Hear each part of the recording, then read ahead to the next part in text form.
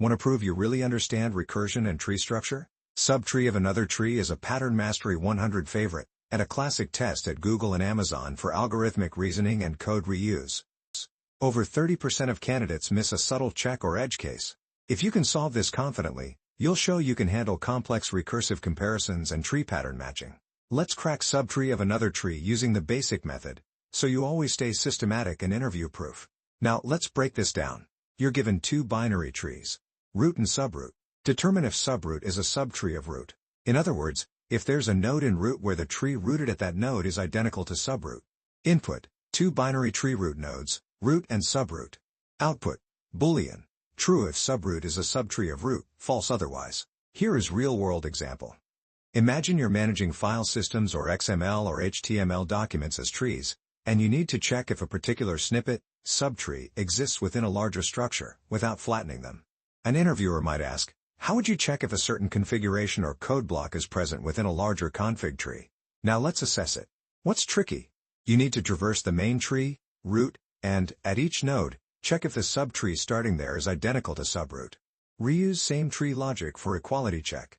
Recursion is your friend, but you must remember to check at every possible starting node. Let's think step by step. If root is null, there's no tree to match, return false. At each node, check. Is the tree starting here the same as subroot? Use a helper function, is same tree. If not, recursively check both left and right subtrees of root. The answer is true if any check succeeds. Let's go deeper. Is same tree recursively compares node values and structure? So it's a perfect subroutine. You have to check every node in root, not just where the values match at the top. Here are some edge cases. Both trees empty, should return true. Subroot is larger than root, should return false.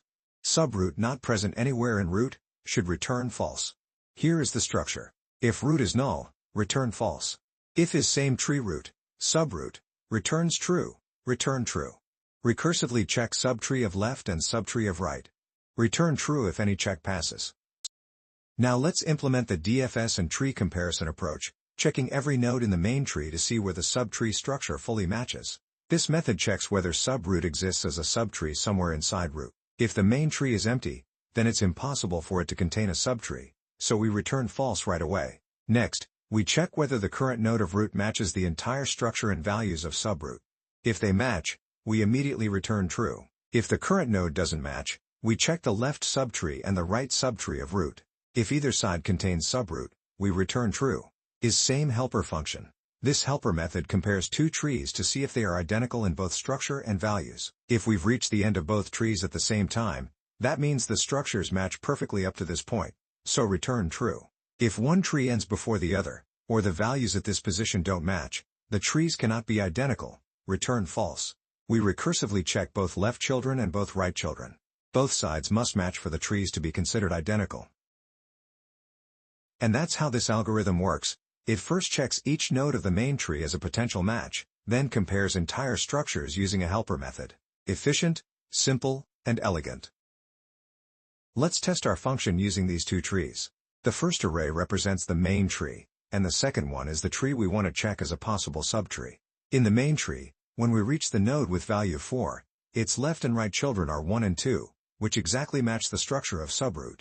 Since both the values and the shape align perfectly, this subtree is indeed present, and that's exactly what our program outputs, true. The result matches the expected answer. So, our implementation is correct. The subtree check correctly identifies a matching subtree within the main tree.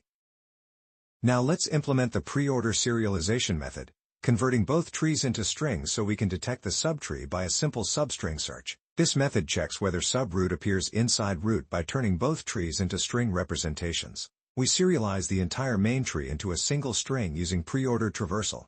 This gives us a linear, text-based version of the tree. We also serialize the subtree we're searching for. We want to see if this pattern appears inside the larger tree string. We simply check whether the subtree serialized form is a substring of the main tree's serialized form. If it is, then subroot must appear exactly somewhere within root. Serialize helper method. This helper converts a tree into a unique preorder string so we can compare structures safely. We use a special marker, X, to represent null children. This prevents ambiguity. For example, it ensures that different tree shapes don't serialize into the same string. We build a string starting with a hash symbol then the node's value. followed by serialization of the left subtree and right subtree. This pre-order format captures both structure and values in one long string. And that's how this algorithm works. It first turns both trees into uniquely structured pre-order strings, then checks if the subtree's string appears inside the main tree's string. Efficient, simple, and elegant. Let's test our function using this input. The main tree contains an extra value beneath the node 2, while the subtree we're checking does not. When we compare the subtree rooted at 4 in the main tree with subroot, the structure no longer matches. The main tree's 2 has an additional child, 0, but the subtree version of 2 doesn't. Because the shapes differ, it cannot be a valid subtree. And that's exactly what the program outputs, false, as expected. So, our implementation is correct. The algorithm correctly detects that the structures don't match and rejects the subtree. So, that's Subtree of Another Tree, a deceptively simple question that really tests how well you understand recursion and structural comparison in binary trees. Let's do a recap. At its core, this problem asks, can we find a smaller tree, subroot, perfectly nested somewhere inside a larger tree, root? Conceptually, it's like checking if a certain pattern or section exists within a much bigger hierarchy, without flattening or simplifying anything. We explored how the challenge isn't just comparing values, it's about comparing entire structures. We reuse the logic from the same tree problem, but the key twist is that we must perform that comparison at every node of the main tree until we find a match. The plan was straightforward. If the main root is null, return false. Otherwise, check if the subtree starting at this node matches subroot using the helper function. If not, move down to the left and right subtrees and repeat the process.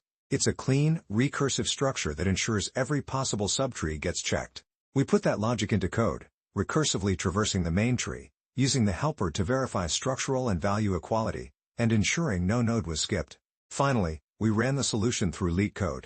It handled all the test cases, true when subroot existed, false when it didn't, and accurate even on edge cases like empty trees. Everything executed without errors. The key takeaway? Recursion shines when the problem mirrors itself at smaller levels.